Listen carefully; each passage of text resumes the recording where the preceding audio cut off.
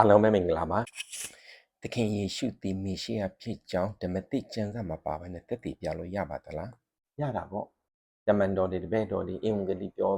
သွားတော့အချိန်မှာဓမ္မသစ်ကျမ်းမရေးရသေးဘူးသူဓမ္မဟောင်းကျမ်းကိုပဲမိကိုပြီးတော့သခင်ယေရှုသည်မေရှိယဖြစ်ကြောင်းပြောသွားပါတယ်ဒါကြောင့်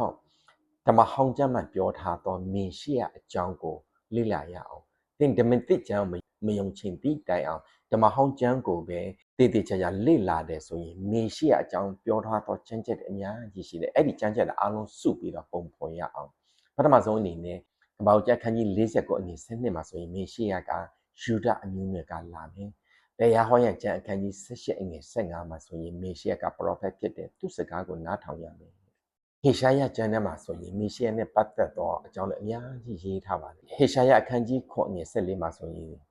မေရှိယကတတို့သမီးကညာ virgin birth ကနေပြီးပဋိသန္ဓေဆွဲနေသားယောက်ျားကိုဖွားမြင်တယ်အဲ့ဒီသားကိုအီမန်နွေလလို့အမည်မဲ့မယ်ဟေရှာယအခန်းကြီး9အငယ်1နဲ့2မှာဆိုရင်မေရှိယကြောင့်အရင်တော့ကဂုံပကာတနာနာမည်မကောင်းခဲ့တော့ဂါလိလဲပြည်ကဂုံအသိရင်နဲ့ပြည့်စုံလာတယ်ဟေရှာယအခန်းကြီး9အငယ်6မှာဆိုရင်သားကိုပေးမယ်တကိုးကြီးသောဖခင်ဖြစ်တယ်မေရှိယအကြောင်းပြောခြင်းဖြစ်ပါတယ်ဟေရှာယအခန်းကြီး7အငယ်1မှာဆိုရင်ယေရှဲရဲ့မျိုးရိုးကလာမယ်ဟေရှာယအခန်းကြီး40အငယ်3နဲ့5အနှစ်အတူမာလကိအခန်းကြီး3အငယ်1မှာဆိုရင်မေရှိယရဲ့အရှိမတဲ့တိခံတူကိုလမ်းကိုကြိုတင်ပြင်ဆင်ဖို့အရင်လှုပ်မယ်အေလိယရဲ့ဝိညာဉ်နဲ့ပြည့်စုံသောဗတ္တိဇံယောဟန်ကိုပြောခြင်းဖြစ်ပါတယ်ဟေရှာယအခန်းကြီး50နဲ့အငယ်14မှာဆိုရင်မေရှိယကဖန်ဆီးနှိမ့်ဆက်ခြင်းခံရသောအခါမှာသူရဲ့မျက်နှာကိုရိုက်တယ်ဒုံနဲ့ရိုက်တယ်ထိုးကြတယ်အဲ့ဒီမျက်နှာကအရိုက်ခံရလို့ပြက်စီးတာကလူရုံတော့မထွက်ဘူးဟေရှာယအခန်းကြီး53အငယ်3မှာဆိုရင်မေရှိယကနာကျင်ခြင်းဝေဒနာသူ့ရဲ့လူမျိုးဣသရေလလူမျိုးမထီမြင့်မြင်ပြုခြင်းညိုညင်ခြင်းသူ့ရဲ့လူမျိုးကလည်းသူ့ပြန်လက်မခံဘူးခံရမယ်အဲ့ဒီလိုပဲအဲ့ဒီကျမ်းပိုက်ကဆာလံကျမ်း69အငယ်9မှာတခါထပ်ရေးထားတယ်ဟေရှာယအခန်းကြီး53အငယ်4နဲ့5မှာဆိုရင်မေရှိယရဲ့ကိုယ်ခန္ဓာကနာကျင်စွာထိုးခြင်းနှိပ်စက်ခြင်းခံရမယ်ဘာလို့ခံရလဲလူသားတဲ့အနာငြိမ်းဖို့ဖြစ်တယ်ဘုသူနာမနဲ့ဆုတောင်းအနာငြိမ်းပါတယ်လေသခင်ယေရှုရဲ့နာမကဖြစ်ပါတယ်ဟေရှာယအခန်းကြီး53ငယ်6လူသားတွေရဲ့အပြစ်ဒဏ်ကိုခံယူမယ်အပြစ်အဖို့ခါကိုသူပေးဆက်သွားမယ်လို့ရေးထားပါတယ်ဟေရှာယအခန်းကြီး53အငယ်1ကနေခုမှာဆိုရင်မေရှိယကသိုးတငယ်ရစ်ကောင်ကဲ့သို့ပူဇော်ခြင်းအသေးသက်ခြင်းခံရမယ်ဟေရှာယအခန်းကြီး53အငယ်9မှာဆိုရင်လူဆိုးတွေနဲ့အတူသေတော်လဲတထေးရဲ့တင်ကြမ်းကုန်းမှာတင်းကြိုခြင်းခံရမယ်တခိုးဓမြတွေနဲ့လက်ဝါးကားတိုင်းမှာရှိနေပြီမဲ့လဲတင်းကြိုတော့အချိန်မှာတထေးရဲ့အုပ်ကူမှာတင်းကြိုခြင်းခံခဲ့ရပါတယ်ဟေရှာယအခန်းကြီး61အငယ်1နဲ့2မှာဆိုရင်အဲ့ဒီမေရှိယကရှင်ရဲသားတွေအတွက်တည်င်းကောင်းလွတ်မြောက်ခြင်းအနာငြိမ်းခြင်းဝမ်းမြောက်စေရမင်္ဂလာတည်င်းကိုလာပြောသွားမယ်ဆာလံကျမ်းအခန်းကြီး2အငယ်9မှာဆိုရင်မေရှိယကဖယားသားလို့ခေါ်ဝေါ်ခြင်းခံရမယ်ဆာလံကျမ်းအခန်းကြီး20အငယ်18မှာဆိုရင်မေရှိယရဲ့အင်ဂျီကိုစံရေးတန်ချမယ်မဲဖောက်ပြီးတော့ယူရတာပေါ့သခင်ရှုလက်ဝါးကားနိုင်တက်တော့အခါမှာယောမစစ်သားတွေသူ့ရဲ့အင်ဂျီတန်ဖို့ရှိတယ်သူတို့မလွတ်ပစ်ဘူးသူယူမယ်ငါယူမယ်မလုပ်ပဲနဲ့စံရေးတန်ချတော့အင်ဂျီကိုယူသွားတယ်ဆာလံကျမ်းအခန်းကြီး118အငယ်22မှာဆိုရင်မေရှိယကညင်းပယ်ခြင်းခံရတော့ကြောက်နောက်ဆုံးကြတော့အထွတ်အဖျားပေါ်ပြန်ရောက်သွားတယ်cornerstone ပြန်ဖြစ်သွားတယ်ဆာလံကျမ်း130အငယ်4မှာဆိုရင်မေရှိယသည်ထာဝရကြီးပရောဟိတ်ဖြစ်တယ်ယေရမိအခန်းကြီး23အငယ်9မှာဆိုရင်မေရှိယကဒါဝိဒ်မျိုးရိုးမှလာတယ်သခင်ယေရှုကဒါဝိဒ်ရဲ့မျိုးရိုးမှလာတော့သူဖြစ်တယ်ယေရမိအခန်းကြီး31အငယ်17မှာဆိုရင်မေရှိယကယာကုပ်အနွယ်ကလာမယ်လာတော့အချိန်မှာယေရမိအခန်းကြီး31အငယ်15မှာဆိုရင်ယာမအယတ်မှာသားတွေမရှိလို့ငိုကြတယ်သခင်ရှုမွေးဖွားပြီးမကြာခင်မှာပဲဟေရုမင်းကမေရှိယမွေးဖွားပြီးတည်တဲ့အချိန်မှာအဲ့ဒီဒေသမှာရှိတော့နှစ်အောက်ကလေးတွေအကုန်သက်ဖြတ်တယ်သခင်ယေရှုကသူ့ရဲ့မေတော်မေယောသကဖျားတကယ်ကောင်းကင်တမန်နှိုးဆော်သည့်အတိုင်းအီဂျစ်နိုင်ငံမှာထွက်ပြေးပုန်းရှောင်ရပါတယ် Herod နင်းတည်ပြီးနောက်ပိုင်းမှာမေရှိယကိုအီဂျစ်ပြန်ခေါ်ထုတ်လာတယ်ယေရမိအခန်းကြီး31အငယ်31ကနေတော့34ကအရန်အရေးကြီးသောကျမ်းပိုက်ဖြစ်ပါတယ်ဖယားသခင်ကပဋိညာဉ်အသစ်ကိုပြန်ပေးမယ်အဟောင်းကိုပင်တယ်အဲ့ဒီဟာတစ်ခုကိုတင်းရဲ့ယုံကြည်ခြင်းတည်ဆောက်နေသောကျမ်းပိုက်ထဲမှာထည့်သွင်းပုံဖော်ဖို့လိုတယ်ပဋိညာဉ်အသစ်ကိုပေးထားပြီးဖြစ်နေပါတယ်ဇာခရိအခန်းကြီး9အငယ်9မှာဆိုရင်မေရှိယကယေရုရှလင်မြို့ကိုမြဲကလေးစီးပြီးတော့ဝင်လာမယ်ဇာခရိအခန်းကြီး7အငယ်7မှာဆိုရင်မေရှိယက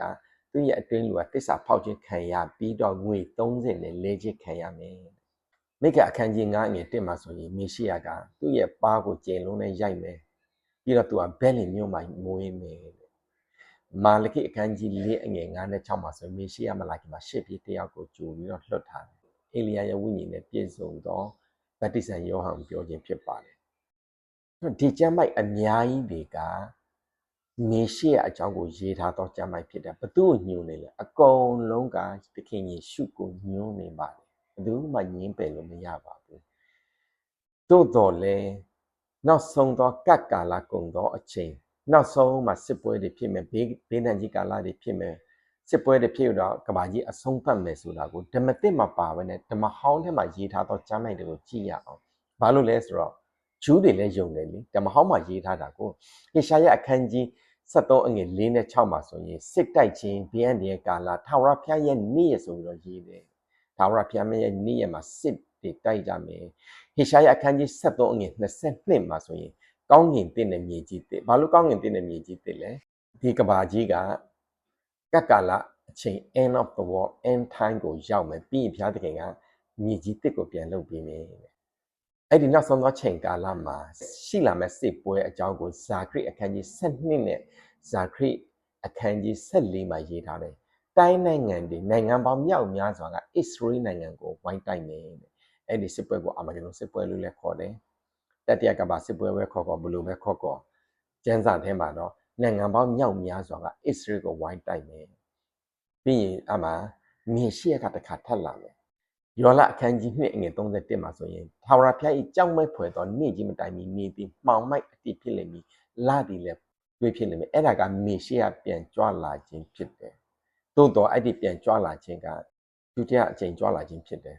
မာလကိအခန်းကြီး4အငယ်1မှာဆိုရင်မိဖို့၌မိလောင်တကဲ့သို့လောင်သောနေ့ရက်ကာလတည်ရောက်လိမ့်မည်မာနကြီးသောသူနှင့်ဒုစရိုက်ကိုပြုသောသူအပေါင်းတို့သည်အမိုက်ချောက်ဖြစ်ကြလိမ့်မည်သူတို့အရင်အဖျား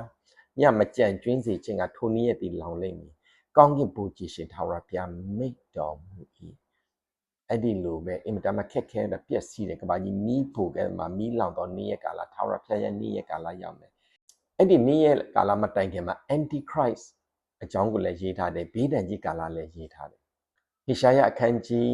24အငယ်21ထိုကာလ၌ထာဝရဘုရားသည်မြင့်သောအရာ၌မြင့်သောအလုံးကြီးကိုလည်းကောင်းမြေပေါ်မှာမြေကြီးရှင်မြေကိုလည်းကောင်းကြည်ရှုစစ်ကြောတော်မူလိမ့်မည်အဲ့ဒီနောက်ဆုံးသောအချိန်ကာလအဆုံးသတ်သောအရာတစ်ခုကဘုရားသခင်ကစစ်ကြောစီရင်ခြင်းဘုရားသခင်ရဲ့စစ်ကြောစီရင်ခြင်းကခရိယန်တွေမို့အကုန်လုံးသင်ဘုရားသခင်ယုံမယုံဘုရားသခင်ကသူ့ရဲ့ကဘာမှာနေတော့သူအလုံးသူစစ်ကြောမယ်ကျွန်တော်ခုစင်ကာပူရောက်နေတယ်စင်ကာပူအစိုးရကိုယုံမယုံစင်ကာပူနိုင်ငံရဲ့စင်ကာပူအစိုးရရဲ့အာဏာဩဇာအာဏာလွှမ်းမိုးမှုအောက်မှာကျွန်တော်ရှိတယ်ကျွန်တော်ထိုင်းသွားသောအခါမှာထိုင်းပြည်ထိုင်းအစိုးရကိုလက်ခံမခံယုံထိုင်းရဲ့ဥပဒေကအကျိုးသက်ရောက်မှုရှိပါတယ်ဒုတိယအရေးကြီးဆုံးကျမ်းပိုက်တစ်ခုပထမအရေးကြီးဆုံးကျမ်းပိုက်ကပါလဲသင်မေရှိယကိုသခင်ယေရှုမယုံတိတိုင်အောင်ဘုရားသခင်ကပဋိညာဉ်အသစ်ကိုပေးမယ်အဟောင်းကိုပယ်ပြီးတော့အသစ်ကိုပယ်မယ်ယေရမိမှာပြောပြီးနောက်တစ်ခုကနောက်ဆုံးသောအချိန်ကာလမှတိုင်ခင်မှာဒံနီလအခန်းကြီး9အငယ်26မှာပြောထားတယ်လဲဆိုတော့ခရစ်တော်သည်အတည်သက်ခြင်းခံရမယ်အဲ့ဒီနောက်ဆုံးသောအချိန်ကာလမတိုင်ခင်မှာတည်သက်ခြင်းခံရမယ်အဲ့ဒီတစ်ခုတော့သင်တမှာထက်ပြီးတော့ပုံဖော်မယ်လွန်ခဲ့သောနှစ်ပေါင်း2000မှာသခင်ယေရှုသည်လက်ဝါးကားတိုင်းမှာတက်ပြီးတော့လူသားအားလုံးတဲ့အပြစ်အဖို့ခါကိုပေးပြီးပြီဖြစ်တဲ့နောက်တစ်ခါသူပြန်လာတဲ့ခါကျရင်စီရင်ခြင်းနဲ့ကဘာမြေကြီးကိုသူပြန်စီရင်မယ်သူကိုလက်ခံယုံကြည်တော့သူအယောက်စီတိုင်းကိုသခင်ယေရှုကပရဒိတုဘုံပြန်ခေါ်ပါမယ် နောက်ဆုံးသောအချိန်ကာလစစ်ပွဲမတိုင်ခင်မှာရှိသောအရာတစ်ခုက Antichrist the Beast ဆိုတာရေးထားတယ်ဟေရှာယအခန်းကြီး14အငယ်12နဲ့ဒန်နီလအခန်းကြီး9အငယ်ခုနှစ်ကနေ12မှာဆိုရင်တာရေးအကြောင်းရေးထားတယ်တာရေးဆိုတာဘုရားသခင်ရဲ့နေရာကိုလူယူတော်သူနော် Antichrist လို့လည်းခေါ်ပါတယ်အဲ့ဒီအချိန်ကာလကဘလောက်ထိဆိုးရွားသလဲဆိုရင်ဒုက္ခဆင်းရဲကာလ tribulation လို့ခေါ်တယ်ဒီမှာတစ်တမကြတော့အဲ့ဒီနေရာကို great tribulation လို့ခေါ်ထားပါတယ်ဒန်နီလအခန်းကြီး7အငယ်1မှာဆိုရင်ထိုကာလ၌တင့်မျိုးသားချင်းတို့အမှုကိုစောင့်သောအရှင်မင်းကြီးမိခင်လာသည်ပေါ်လာလိမ့်မည်လူမျိုးတစ်စုံတစ်မျိုးမှဖြစ်သည့်ကာလမှစ၍ထိုကာလတိုင်အောင်မဖြစ်စဘူးသောဆင်းရဲဒုက္ခကပ်ကာလသည်ရောက်လိမ့်မည်ထိုအခါစာဆောင်နဲ့ဆင်းရဲဝင်သည်များသောသင်ရဲ့အမျိုးသားချင်းတို့ကဲလွတ်ခြင်းတို့ရောက်လိမ့်မည်နောက်ဆုံးသောချိန်ကာလမေရှိယမလာခင်မှာအင်မတန်မှခက်ခဲသောဒုက္ခဆင်းရဲကာလမှာဘုရားသခင်ကသူ့ရဲ့သားသမီးကိုပြန်တော့ကဲလွတ်မယ်ပြီးရင်ဒန်နီလအခန်းကြီး7အငယ်2မှာနောက်ဆုံးသောအချိန်ကာလမှာရေးထားသောကျမ်းပိုက်တစ်ခုကထိုကာလကမြေမှုန့်၌အိပ်ပျော်သောသူများတို့သည်နိုးကြလိမ့်မည်အချို့တို့ကထာဝရအသက်ရှင်ခြင်းနဲ့၎င်းအချို့တို့ကရှက်ကြောက်ခြင်းထာဝရအသေးပြည့်ခြင်းနဲ့၎င်းနိုးကြလိမ့်မည်လူတိုင်းကဘုရားသခင်ရဲ့အင်ဝံဂေလိစကားကိုကြားအောင်ဘုရားသခင်ပြောနေပါတယ်လူတိုင်းကကြားတယ်သို့တော်လူတိုင်းနားမထောင်ဘူးတင်အခုနားမထောင်လဲရပါတယ်တနေ့ကျရင်မေရှိယပြန်လာပြီးတော့သူခေါ်နိုးတော့သူအမိတ်ပေးလိုက်တော့အခါမှာတင်နေတော့သူရဲ့ကိုယ်ခန္ဓာအကုန်လုံးကမြင်ကြီးကနေပြန်လဲရှင်ပြန်ထမ်းမြောက်မယ်လက်နှစ်လမ်းပဲရှိတယ်ထာဝရအသက်ရှင်ခြင်းကောင်းကင်နိုင်ငံတော်ဝင်စားခြင်းနဲ့ထာဝရအသေးပြည့်ခြင်းလို့ခေါ်တော့ငရဲကိုရောက်ပါလိမ့်မယ်ဒါကဓမ္မဟောင်းမှာရေးထားတော့နောက်မေရှိယအကြောင်းမေရှိယတည်သူစီရင်မယ်သူမလာဖြစ်လာမဲ့ဒုက္ခဆင်းရဲကာလကကဘာကုန်သည့်တိုင်အောင်ပြီးရင်ရှင်ပြန်ထမြောက်ခြင်းသင်ဓမ္မသစ်ကိုမယုံခြင်းအိဆာမရှိဘူးဓမ္မဟောင်းကိုပဲတေချာလေ့လာရှုထောင့်ပေါင်းစုံနဲ့လေ့လာမယ်ဆိုရင်ဓမ္မဟောင်းမှာရေးထားသောမေရှိယကယ်တင်ရှင်ကသခင်ယေရှုကိုဖြစ်တယ်သူပြန်လာဖို့အချိန်ကနီးနေပါပြီကမ္ဘာနိုင်ငံရေးကြည့်လိုက်စစ်ရေးတွေကြည့်လိုက်ကကဘာကုန်သောအချိန်ကနီးနေပါပြီသို့တော်လည်းဒန်နီလအခန်းကြီး9ငွေ26မှာကနောက်ဆုံးသောအချိန်ကာလမှာတိုင်ခင်မှာခရစ်တော်ကအသေးသက်ခြင်းခံရမယ်ပြီးရင်တည်ငြိမ်တစ်ကိုပေးသွားမယ်ဆိုတော့တမန်တရားလေးကိုသင်နှလုံးသွင်းပြီးတော့စစ်မှန်သောမေရှိယကဘာတူလဲဆိုတာကိုရှာဖွေတွေ့ရှိသိရှိနိုင်ပါစေဒီဗီဒီယိုကလစ်လေးအားဖြင့်သင်ရဲ့နှလုံးသားထဲမှာဘုရားသခင်ပြောနေသောစကားတွေကိုကြားနိုင်ပါစေဒီဗီဒီယိုကလစ်လေးကို share လုပ်ခြင်းအားဖြင့်ယေဝံဂေလိမှာပါဝင်ကူညီဖို့မြစ်တင်ရက်ခံပါတယ်အားလုံးကျေးဇူးတင်ပါတယ်